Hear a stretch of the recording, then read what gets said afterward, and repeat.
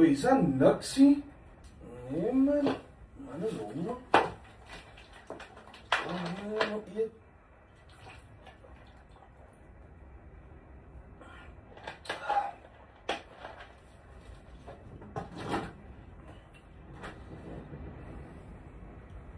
Mami, kan ik maar voor mij een vleesstuk afsnijden?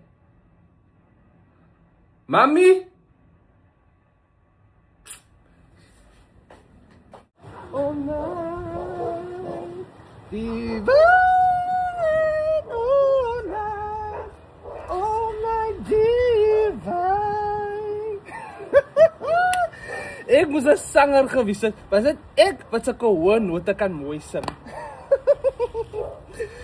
Kersfees is my gunsteling tyd van die jaar.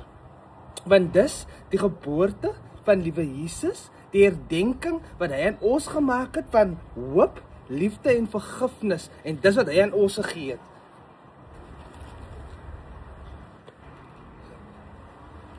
Julle moet 'n geseënde Kersfees hê met julle families en lekker lag en eet met julle families. Veilig wees. Wat moet jy hier staan te bly besig as met 'n TikTok? Mami, ek is honger. Kan ek 'n stuk vleis uit die pot uitsny? Daai is Kerskos wat ons met die familie moet eet. Almal bring hulle deel en ek kan nie met niks opdaag nie. Los dit af. Nee. Wat moet ek nou eet? En waar is my R50 wat Mami gesê dan gaan my gee nadat ek die Kersboom opgesit het? Vir wat moet ek vir jou betaal vir iets wat ons almal kan geniet? Ek het nie geld nie. Ek het net 'n tong bygedra en dis al wat ek het. Ga sit en wees rustig en maak vir jou toebroodjie. By the way, jou ryk auntie gaan ook daar wees en sy gaan al die kos maak. So doen jy uit honger vir Kersfees.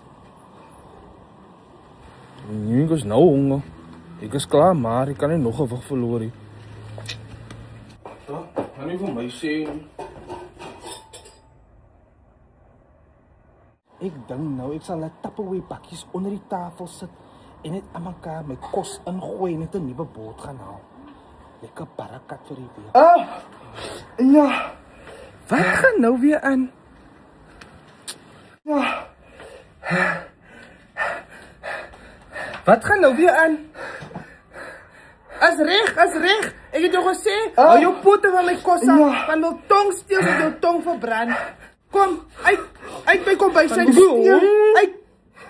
Ja, hou jou honger te vir Kersfees.